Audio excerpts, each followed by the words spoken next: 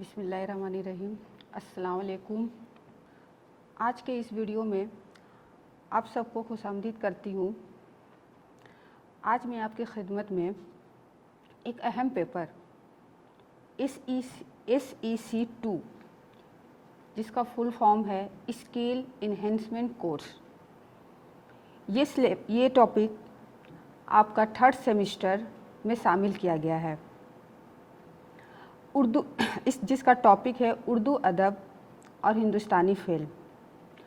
आज का हमारा मौजू इसी टॉपिक से है। मैं आज इस टॉपिक से दो मौजू पर बहस करूंगी। पहला नावल उमराव जान अदा और दूसरा ठीक इसी टॉपिक से रिलेटेड मैं कुछ मालूमात आप सबको फराहम करूंगी, जैसे हिंदुस्तानी फ़िल्म और उर्दू अदब का रिश्ता।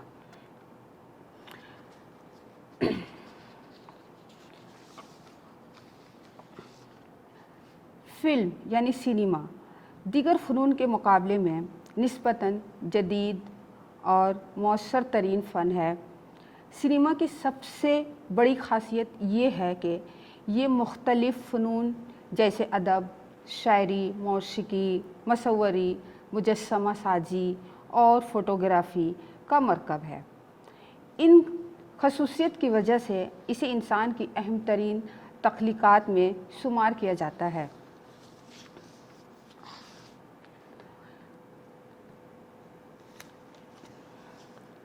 मैं अपने मौजू की तरफ जाने से पहले मैं कुछ सिलेबस से मुतल्लिक कुछ आप लोगों को, क्योंकि ये मेरा पहला टॉपिक पर क्लास है, तो मैं चाहती हूँ कि इस टॉपिक का जो सिलेबस है मैं उसके बारे में भी कुछ सरसरी तौर पे आप सबको बता दूँ।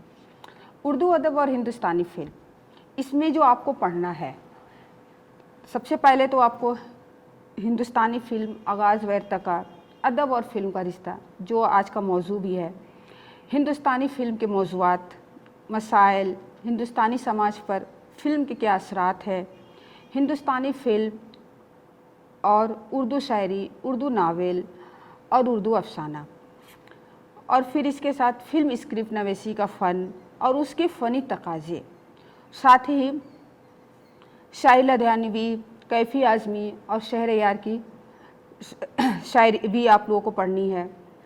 इसके अलावा सादत हसन मंटू की अफ़साना हद तक और मशहूर व मारूफ़ नावल निगार मिर्ज़ा हादी रसवा की नावल उमराव जान अदा। ये रहा आपका सिलेबस। इससे आपको समझ में आ गई होगी कि हमारा जो SEC का जो सिलेबस है उसमें आपको क्या क्या पढ़ना है। चलिए आइए आज के मौजू की तरफ बढ़ते हैं। फ़िल्मों से अदब का क्या रिश्ता है। फ़िल्म में अदब ज़रूरतन और बराए नाम लिया जाता है। इसके बावजूद फ़िल्म मुकम्मल तौर पर अदब की रहीन मिन्नत नज़र आती है।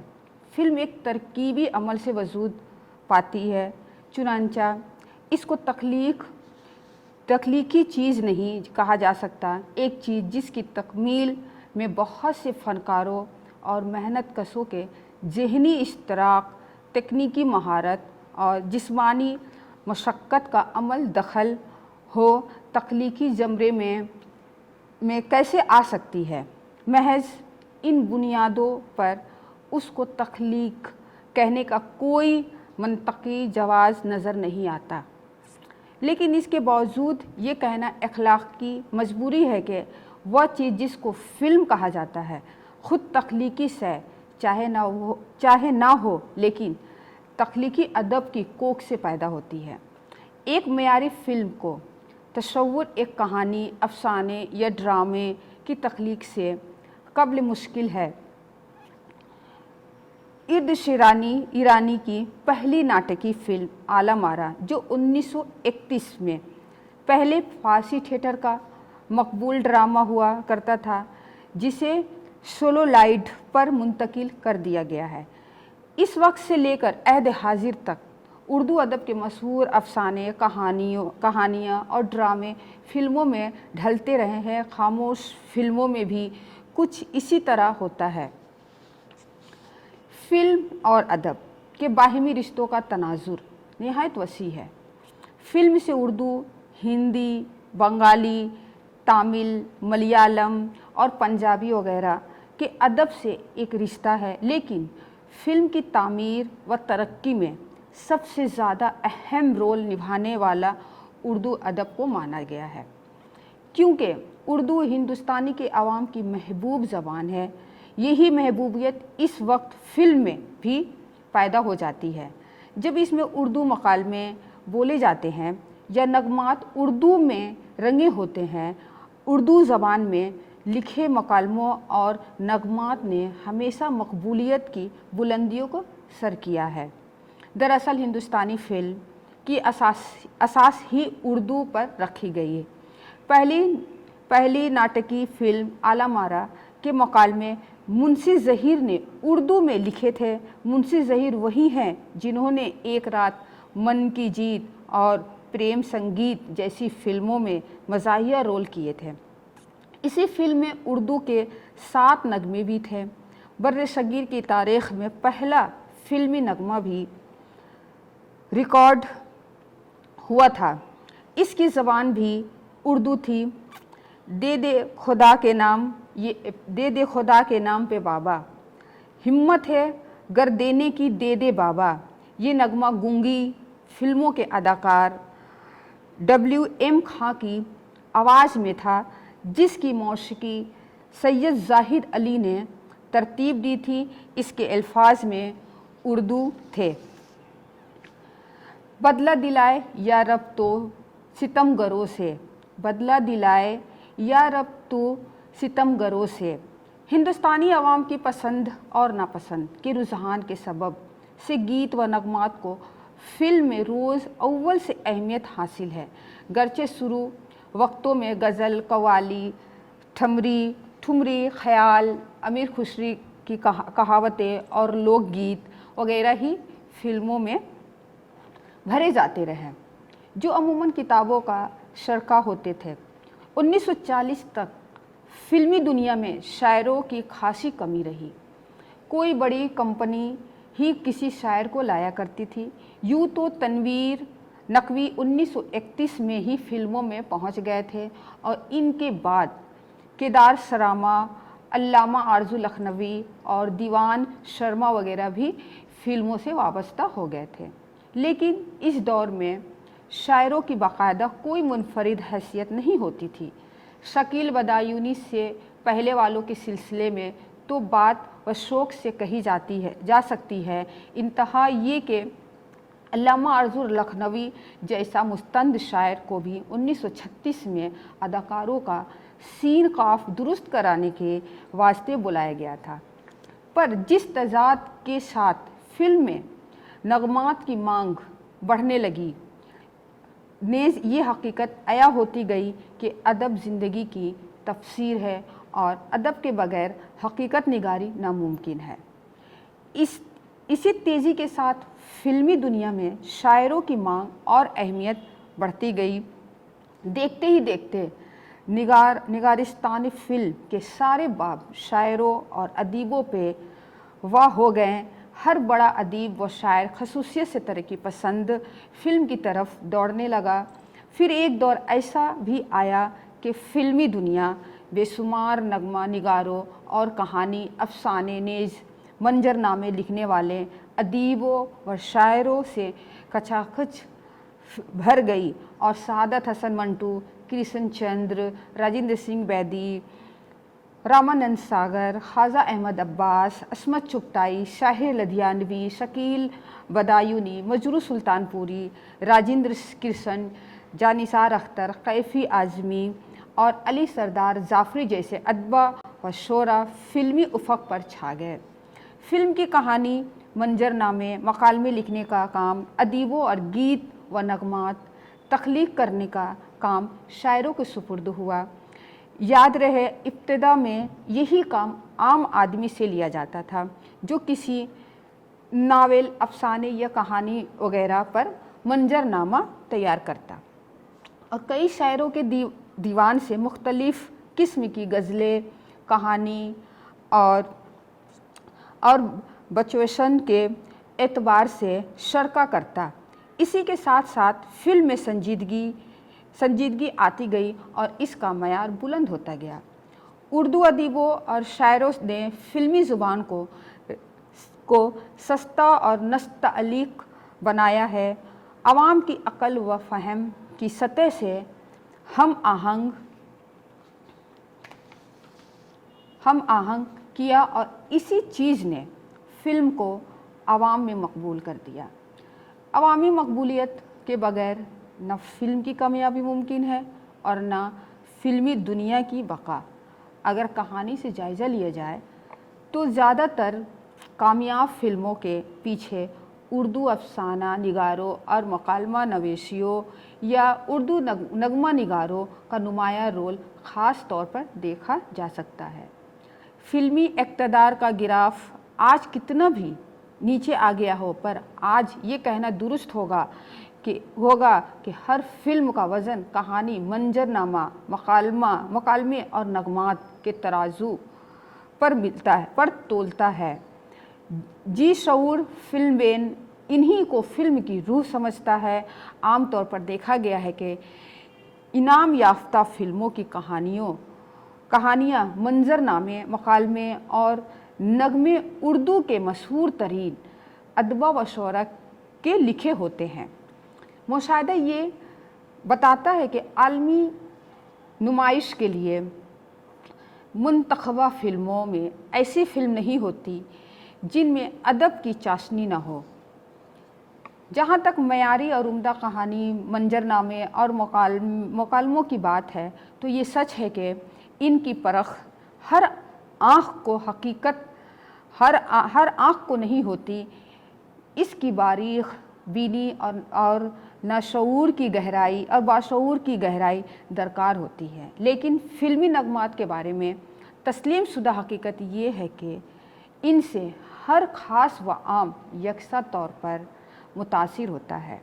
मसलन आज भी बेशुमार पुरानी फ़िल्में ऐसी हैं जिन्हें कोई देखना पसंद नहीं करता, लेकिन उनके गीत व नगमात ज़िंदा ज़ावेद है।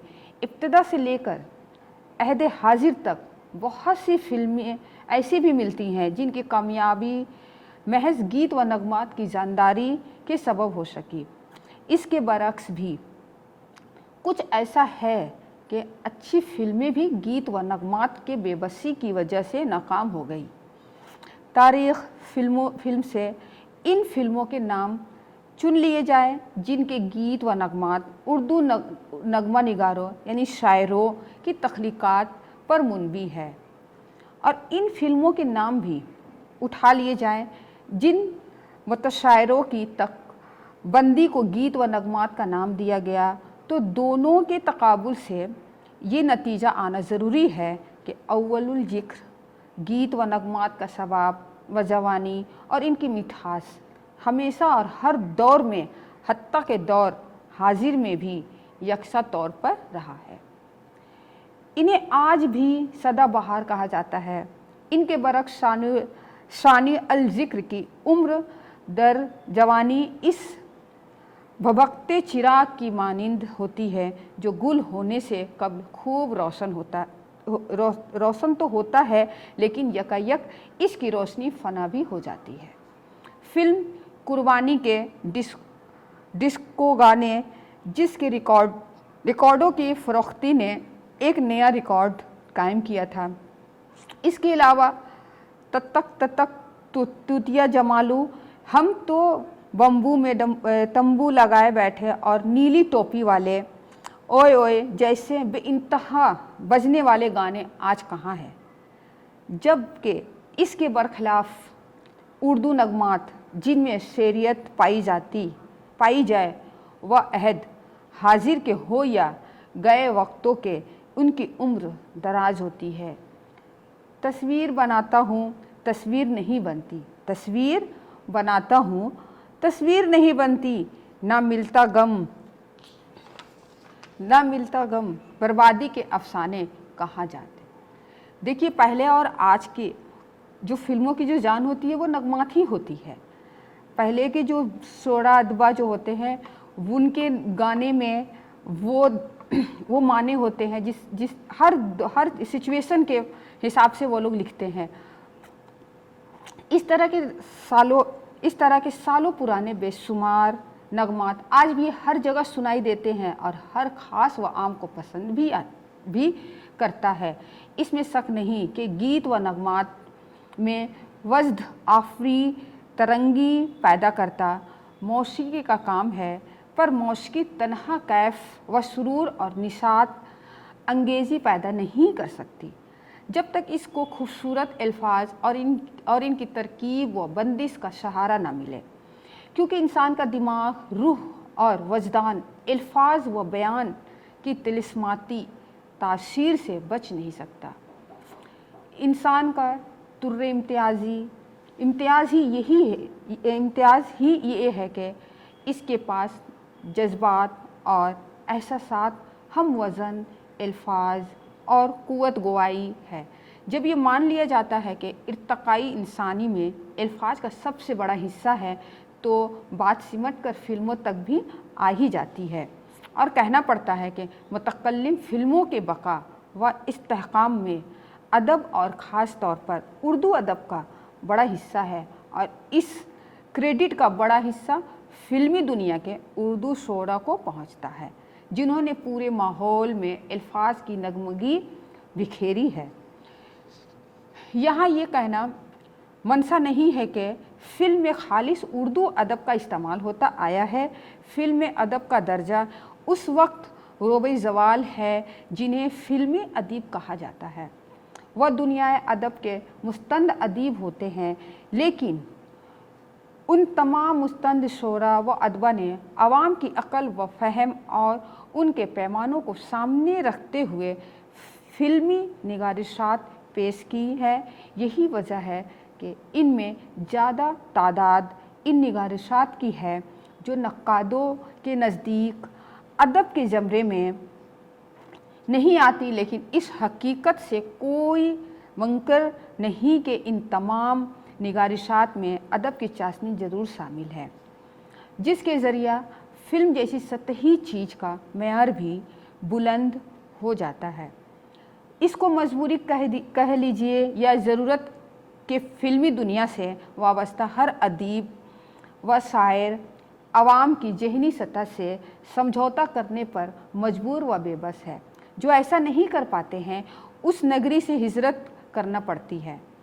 टस्टाली ने बहुत पहले ऐसे फिल्मी समझौते का ख़तरा महसूस करते हुए कहा था कि वह दिन दूर नहीं जब हैंडल से घूमने वाली एक मशीन यानी कैमरा हम अदीबों की ज़िंदगी चक्कर में डाल देगी और दुनिया में लिखाने का नया सिलसिला शुरू होगा।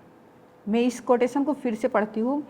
वह दिन दूर नहीं जब हैंडल से घूमने वाली एक मशीन यानी घूमने वाली मशीन यानी कैमरा हम अदीबों की ज़िंदगी चक्कर में डाल देगी और दुनिया में लिखाने का नया सिलसिला शुरू होगा। वाकई ऐसा हुआ। अभी कैमरा ने अदीबों और शायरों को चक्कर में डाल दिया। इनमें बहुत से ऐसे हैं जो इस मशीन से समझौता करने पर मजबूर हैं।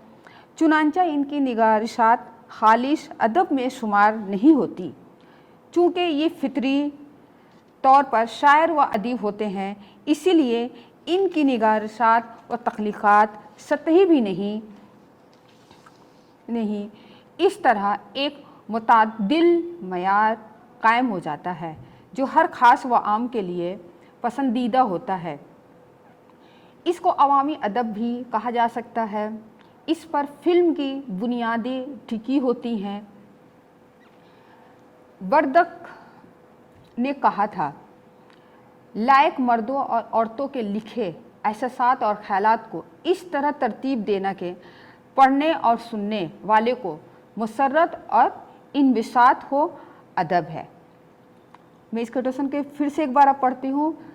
लायक मर्दों और औरतों के लिखे एहसासात और ख्यालात को इस तरह तरतीब देना कि पढ़ने और सुनने वाले को मुसर्रत और इनबिसात हो अदब है। इसकी रोशनी में कहा जा सकता है कि एक दिल छोटी कहानी, हकीकत से मेल खाते मंजरनामे, जज्बात की सही अक्कासी करते मुकालमे, रूह पर और निसात अंगेज नगमे सिर्फ अदबा और शोरा की काउशों से ज़हूर पजीर हो सकते हैं।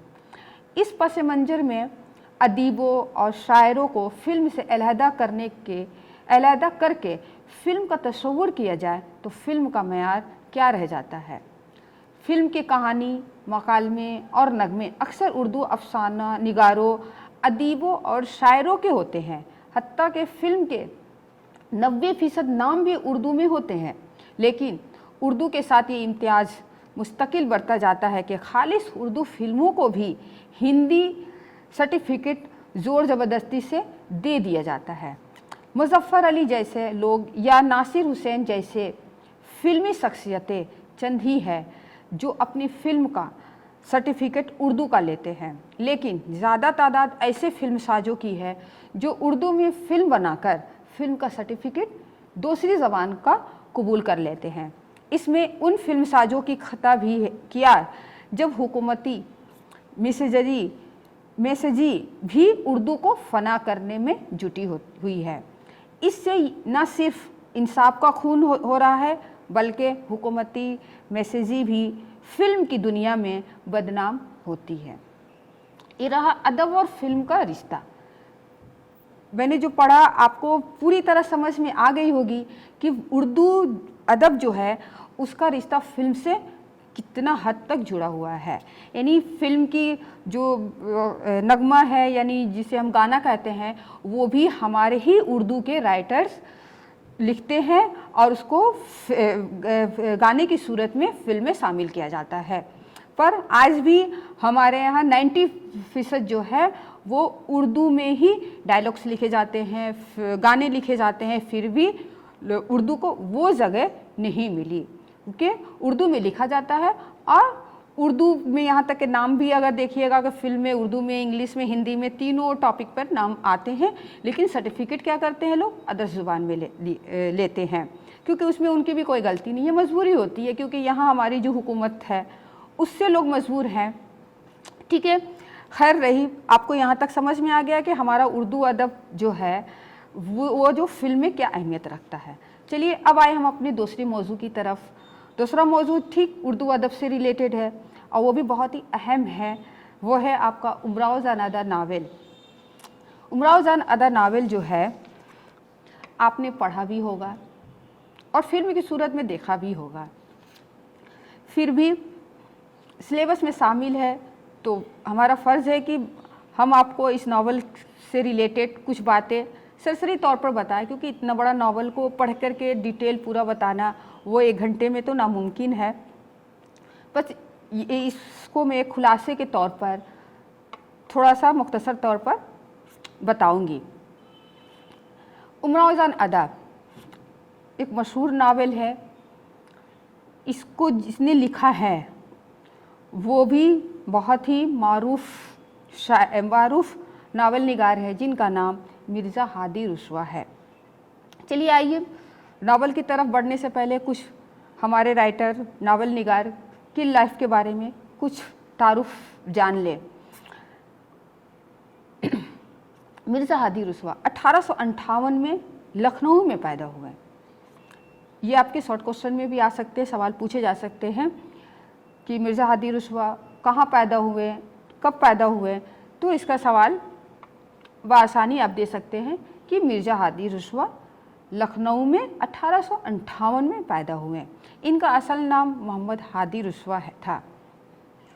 मैं यहाँ ये बात आपके ज़हन नशी कर दूँ कि मिर्ज़ा हादी रुस्वा का तखल्लुस जो था, ख़ास तौर पे आम लोग बहुत सारी किताबों में मैंने भी पढ़ा है कि रुस्वा ही उनका तखल्लुस कहा गया है, जबकि ऐसा नहीं है। उनका तखल्लुस मिर्ज़ा है और रुस्वा उनको फ़र्जी नाम है। तो ये बात आप लोग भी क्लियर समझ लें कि मिर्ज़ा हादी रुस्वा का जो रुस्वा है वो उनका फ़र्जी नाम है और जो मिर्ज़ा है वही उनका तखल्लुस है।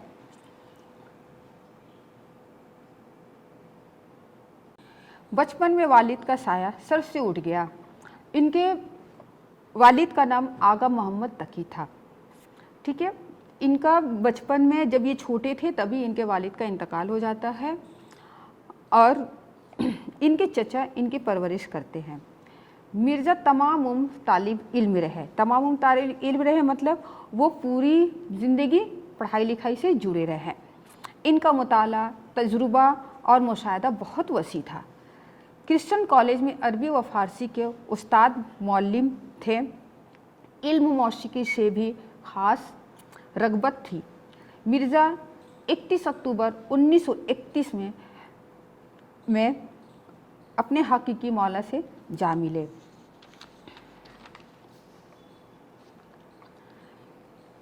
चलिए आइए, ये रहा मिर्ज़ा हादी रुस्वा का मुख्तसर तारुफ़। अब हम इनकी तख्लीक़ की हुई नावल की तरफ बढ़ते हैं। इसमें जो पस मंज़र बयान किया गया है वो कहाँ का है? फैज़ाबाद और लखनऊ। वो फैज़ाबाद और लखनऊ का है। फैज़ाबाद और लखनऊ वह इलाका है जहाँ पर अगर उस तारीख़ को देखें तो कोठे, मुजरे और शाइस्ता ज़बान का मरकज़ समझा जाता था, जहाँ बड़े बड़े अमीरों, जागीरदारों और नवाबों के बेटों को मजलिसी अदाब और गुफ्तगू का हुनर सीखने के लिए तवाइफ के कोठे पर भेजा जाता था, जहाँ उनकी ज़बान को दुरुस्त करने के लिए उस हलके के लिए मुनासिब तवाइफ़ें वहाँ तालीम दिया करती थी। आइए देखते हैं कि उमराव जान अदा कैसे बनती है। उमराव जान अदा, अमीरन से उमराव जान अदा कैसे बनती है। उससे पहले मैं इस नावल के कुछ अहम किरदार है उसका नाम भी बता देती हूँ। खानम जो कोठा चलाती हैं, हुसैनी बुआ, बिस्मिल्ला, खुर्शीद जान, गौहर मिर्ज़ा, नवाब सुल्तान, रामदई, दिलावर और खुद अमीरन यानी उमराव जान अदा, ये जो है इस नावल के मरकज़ी किरदार हैं। अब आइए कहानी की तरफ चलते हैं कि अमीरन किस तरह से एक तवाइफ बनती है। उसका अमीरन से और उमराव जान तक का जो बीच का जो सफ़र होता है वो क्या है। अमीरन जब अगवा होती है तो उसकी उम्र सिर्फ 8 साल की होती है। अमीरन का आबाई वतन फैज़ाबाद है।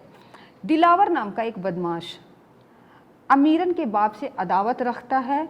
वह अमीरन को अगवा करके लखनऊ ले जाता है। वह अमीरन को फैज़ाबाद से अगवा करके लखनऊ ले जाता है।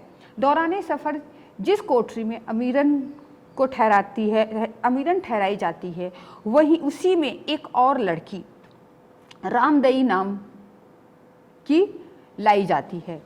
उन दोनों को बाई खानम के कोठे पर आकर इन्हें बेचना चाहता है। कौन बेचना चाहता है? दिलावर।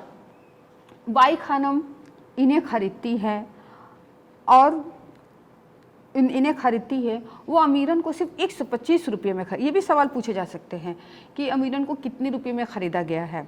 तो वो सिर्फ अमीरन को 125 रुपये में ख़रीदती है और ख़रीदने के बाद अमीरन का नाम बदलकर उमराव जान रख देती है और रामदई को एक नवाबजादे सुल्तान की माँ अपने बीमार बेटे के लिए मोल ले जाती है।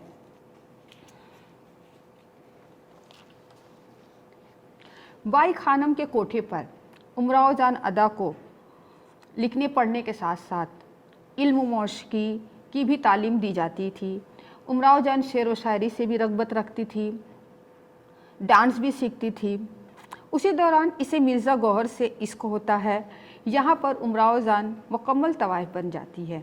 फिर इसकी मुलाकात खानम की बेटी बिस्मिल्ला से होती है। दोनों एक दूसरे के साथ रहती है।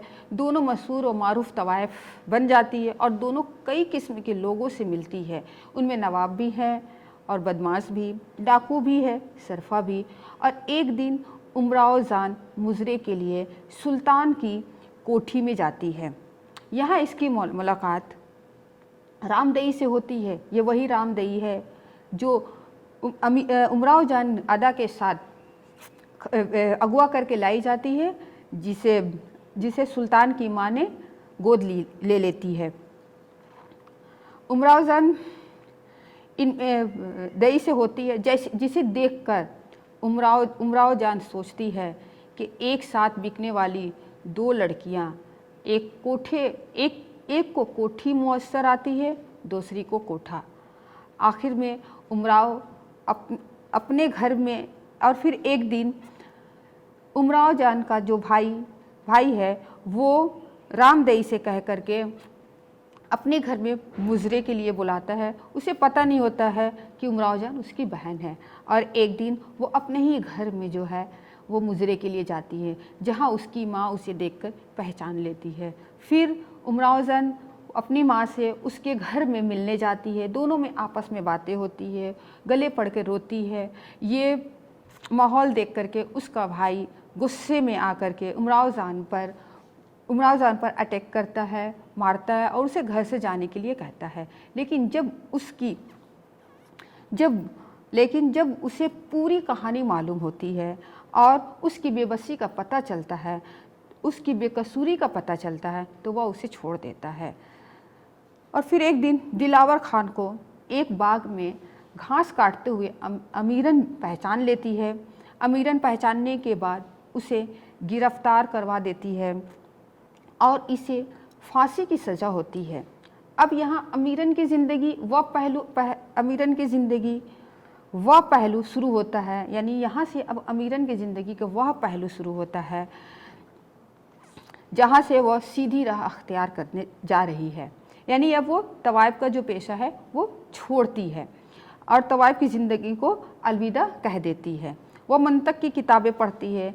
इसके ज़हन में, इसकी तबीयत में एक अच्छी लड़की की खलिश बाकी है।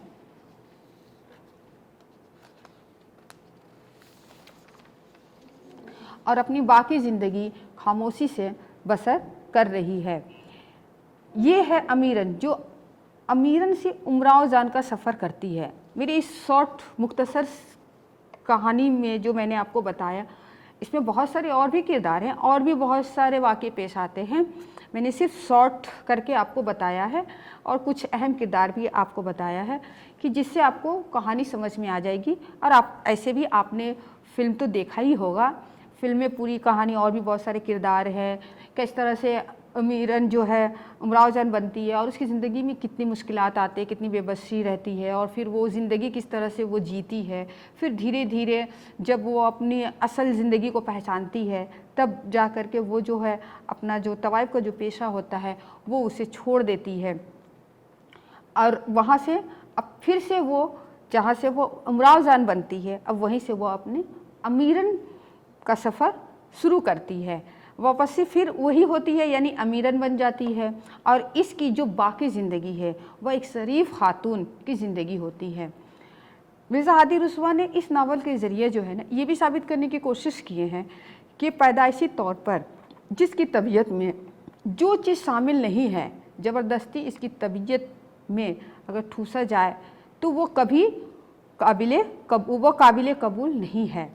आखिरकार वो अपनी असलियत में लौट आती है और अपनी बाकी ज़िंदगी तरबियत के मुताबिक ही गुजारती है। आज का जो एसएससी जो पेपर है वो वाकई बहुत ही अहम पेपर है।